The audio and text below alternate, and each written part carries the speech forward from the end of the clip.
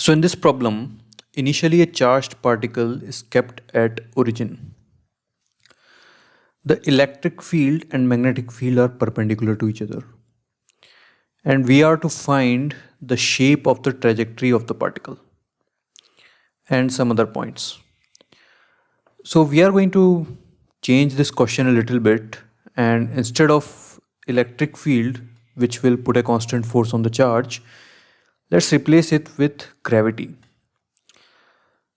So since the forces are constant in both the cases, the problem and solution otherwise remains exactly same.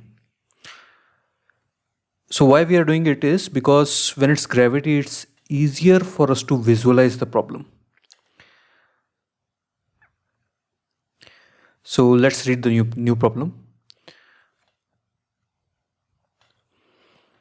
Cycloid path in a magnetic field. A particle of mass m and charge q is dropped in a uniform gravity vertically downwards and uniform magnetic field which is horizontal. Show that its path is a cycloid. So first thing, what's a cycloid? It's a trajectory of a particle on the rim of a rolling disk. So let's say this particle on this disk is at the bottom and the disk starts to roll. So if you follow this particle which is on the rim, whatever the path that particle follows, that path is called cycloid. Now let's find the position of a particle in cycloid. So again we have a rolling disk and let's take the particle at the bottom. So after some time, let's say the rim has rotated by an angle theta. So from the initial point we are considering x-axis and y-axis, and let's find the positions of this new location of the particle. So position of particle in a cycloid. So position will be x comma y. So this distance is x and this height is y. Now the center has moved forward by Vt, because in a rolling disk, as it's rolling, V is equal to omega r and theta is equal to omega t. So V is constant. So in t time, the center will move forward by Vt. And by geometry, you can see if this is radius r, then this length is r sine theta. So first equation we get for x, which is Vt minus r sine theta. Now in y direction, this is radius and it has moved up from the bottom. So this distance is r cos theta. So the distance it has moved up is r minus r cos theta, which is the y coordinate. Now we can put these values, v is equal to omega r and theta is equal to omega t, in both the equations, and we get our positions of cycloid of a point on the rim with respect to time. So x coordinate will be r omega t minus sine omega t, and y coordinate will be r1 minus cos omega t. So you can see here, if the y coordinate is r1 minus cos omega t, that's the equation of SHM. And as expected, the particle is performing SHM if you just see the y coordinates of it. So it's moving up and down. And x coordinate, it is an unfamiliar equation for us. So it's governed by r into omega t minus sine omega t. So again, let's be very clear. What's a cycloid? Is the trajectory of a particle on the rim of a rolling disk. If this disk is rolling with angular velocity omega and the center is moving by v, then we can say that the x-axis with respect to time of that particle on the bottom is governed by r omega t minus sine omega t, and y-axis for an SHM, its equation will be r1 minus cos omega t.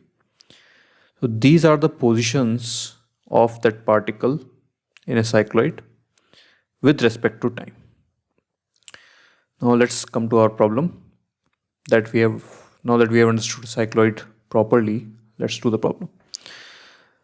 So we have a particle of mass m and charge q which is dropped in a uniform gravity, and magnetic field is horizontal, so let's say it is inside the plane. So the path is traces that particle. We have to prove that that path is cycloid. So first, why I have drawn a path like that? So the reason is, when it's dropped, its velocity in y direction will start to increase, and when it increases, a force, magnetic field force, will also start to increase, whose value is q into v cross b. So in this case, v and b are always perpendicular, so it will be qvb. So mg, v and qvb, which is the magnetic field force, all three are in the same plane always. And as it goes further down, because of the gravity, its velocity will increase. So fb will also start to increase. So it will keep increasing until it becomes much more than gravity, and it will take the turn. So let's say at this point, the mg is equal to the vertical component of magnetic force. So up to here, the particle's velocity in y direction will increase, but after that it will start to decrease. It will come to a full stop here in y direction, and then it will go up. So again, the velocity is increasing up to here and decreasing only in y direction. But in x direction, velocity is increasing all the way up to here. Here the x direction velocity is maximum, and then it will again reduce and become 0. So that's why we have, qualitatively we can see why it will trace a path like that. So now our approach to prove that it is a cycloid, so we shall find the position of this particle with respect to time in this case, and then we will see if it is similar to that of the cycloid. So these equations which we will get for the position, we will compare it with these equations to see if it is a cycloid. So let's take the particle at a position here somewhere, and it will have a Vy and Vx, and force mg is downwards, and qvb is perpendicular to v. So the force on the particle in y direction, mg j cap. I have taken the y direction downwards and x towards right, and from right hand rule you can see that z coordinate in that case will be inside the plane. So in y direction, force is mg and plus q into v cross b. So total force is mg j cap plus q into v cross b. So in y direction you will get a component of qvb also, that you will get from this vector multiplication. So this becomes v, we can write as vx I cap plus vy j cap, and b inside the field will be b k cap. So if we do the cross multiplication, you get mg minus qvx b j cap plus qvy b I cap. So this value next to j cap is force in y direction, and this is force in x direction.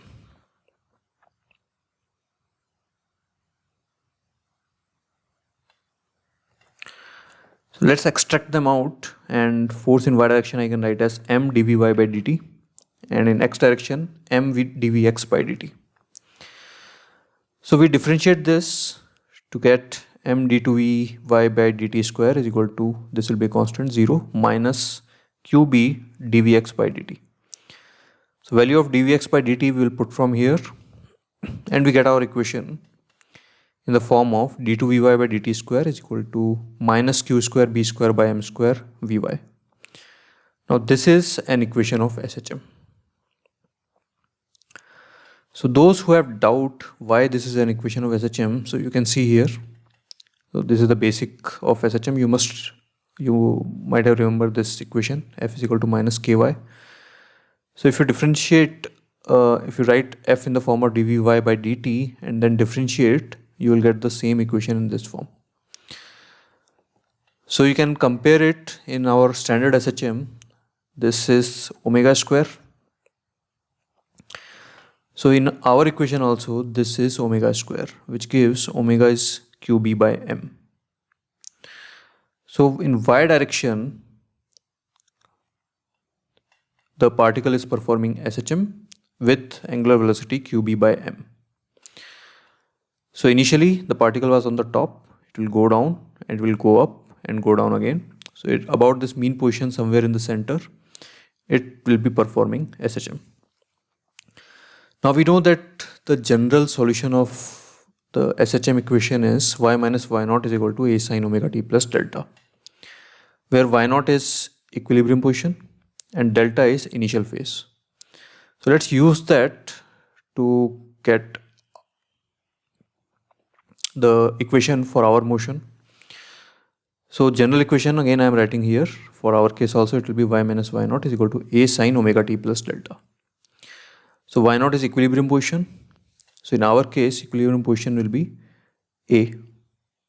So we can write y naught as a. So again the particle was here, and for our coordinate axis we have considered y as 0 here. So extreme position will be 2a. So equilibrium position will be a. So coordinates of equilibrium position is y naught is a is equal to a sine omega t plus delta, initial phase. So particle is initially here. So when the particle is here, then the phase is 0. So it goes like this in positive y direction, then comes back again and goes up. So the phase difference is 3 pi by 2. So here it's 0, here it's pi by 2, it goes back pi and 3 pi by 2. So initial phase, because the particle is here, is 3 pi by 2. So also the standard solution is if you differentiate this, you will get that velocity, and differentiate again, you get acceleration. Now acceleration at the top point is the maximum acceleration, because again SHM, and that value will be g. So a max, which is at the top, is equal to g. So comparing it with the maximum value, which is a omega square, we get amplitude is equal to g by omega square. So we are going to put these values here in this equation, all of them. So y naught we can replace by a, and a we can put as g by omega square. So here also a will put as g by omega square, and delta will put as 3 pi by 2. Putting these values, we get the position of our particle in y direction. So again omega is qb by m. So differentiate and differentiate again, we get the values of position, velocity and acceleration, again in y direction only. Now let's see what happens in x direction. So for that we are going to use our equation. So we have completely analyzed the position in y. So from here we can get the positions and everything else in x direction. So we don't want to use this equation, because here this is dvx by dt, so we have to integrate it twice to get the position of x. But here we only need to integrate once to get the position. So let's use this equation. So this is our that same equation. We have rewritten it here. So dvy by dt we can put from here. So m into g cos omega t is equal to the same equation. So here again we need to find the position x. So we'll take vx on one side, then we will integrate it to get x as a function of time, which is this. Now we have got our position of y as a function of time, and we have got position x as a function of time also. So it's time to compare it with the general cycloids equations which we have derived earlier. So these are our equations which we just derived here. So if we compare it with this, you can see they are exactly same, which means this is also a path, this path is also cycloid. And again by comparing, you can see that in cycloid this was r, and here g by omega square must be radius r. So the particle Q, now we can say that it follows a cycloid path. So it will follow a path like this. So you drop this particle of mass m and charge q, and it's going to follow the cycloid path. The radius of this cycloid path will be g by omega square, and omega itself is qb by m. So hence proved. Now coming back to our problem,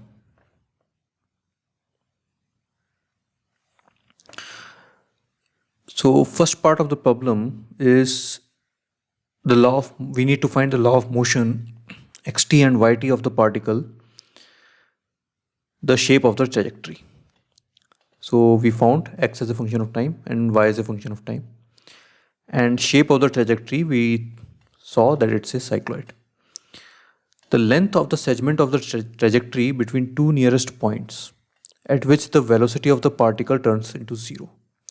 So it starts here and it comes to rest again here. So we need to find this path length L. So dl, if you take any part, that is root of dx square plus dy square. So let's find dx and dy. So dx from here will be r omega minus omega cos omega t dt. And if you differentiate this with respect to time, you will get dy as a function of time. So now if we do dl as root of dx square plus dy square, you will get this. So L, total length of the path, is integral of dl, and we have a term of time here. So the limits of time will be one time period of this cycle. So this circle will turn one complete round by the time it comes from here to here. So time period of this rolling disk, or you can say time period of the SHM. So this we can simplify and write as 2 sin omega t by t, and whose integral is minus cos omega t by 2 by omega by 2. So time period for SHM will be 2 pi by omega. So if you put these values, you will get the path length of the cycloid is 8r. So this is also a standard result for a cycloid, that if you have a disk of the radius r, then this particle on the rim of the disk, it travels a distance of 8r. So in our case, we need to put the value of r, which is g by omega square, and omega we can write as qb by m. So we do that and we get our answer. So this is the length of the segment of the trajectory between basically this length L. Now in C part, the mean value of the particle's velocity vector projection on the x-axis, the drift velocity. So this charge is moving in x direction in this form. So they are asking in x direction what is the mean velocity of this particle. So let's take it for one cycle, and whatever is the mean velocity for one cycle, it's going to be same for all the cycles. And for long period of time, that should be the mean velocity. So mean velocity of this particle in x direction for one cycle, that will be length x naught upon time period. So x naught is v into t by t, which is v, and v is omega r. So we can write the values of omega and r again from here. So r is g by omega square, this becomes g by omega, and omega is qb by m, which gives our answer for the mean value of the particle's velocity in x direction. In y direction, obviously, mean velocity will be 0, because its displacement, average displacement in y direction is 0. Now finally, just for the problem in Irodov, to match the Irodov third's answer, replace g with qe by m everywhere. So the downward acceleration in our case is g, but if you are given an electric field instead of g, the acceleration will be qe by m. So you can see this g is a constant and qe by m is also a constant. That's why we were able to replace the qe by m by g, and still everything else came same, because these are just constants. So let me quickly recap once what we studied. So when electric field and magnetic field are perpendicular to each other, or in our case, let's say when the gravitational field and the magnetic field are perpendicular, we need to find the path of this particle. So in cycloid, we saw the general equations of cycloids. We derived it with respect to time, and here, if we find the positions of this charged particle again as a function of time, and if we find that they are similar to this, we can say they are it will follow the path of a cycloid. So for a general case, we found the total force. We divided it into x and y direction, and by some substitutions, we got the equation of the SHM in y direction. And from that, putting boundary conditions, we got our equations for position, velocity and acceleration in y direction. And again, from initially, because Vy and Vx were related, by putting the value of Vy here and integrating it, we got the position of x. Once we got the position of x and y, we compared it with the standard cycloids equations and saw that they are similar. So saw that radius must be equal to g by omega square, and omega should be qb by m. So hence the particle follows a cycloid path. So then the length of the trajectory we just did by standard mathematics, and that comes to be equal to 8r, where r is the radius of the disk. So from here we got the length of the trajectory, and here the average velocity, which is v. So yeah, that's it.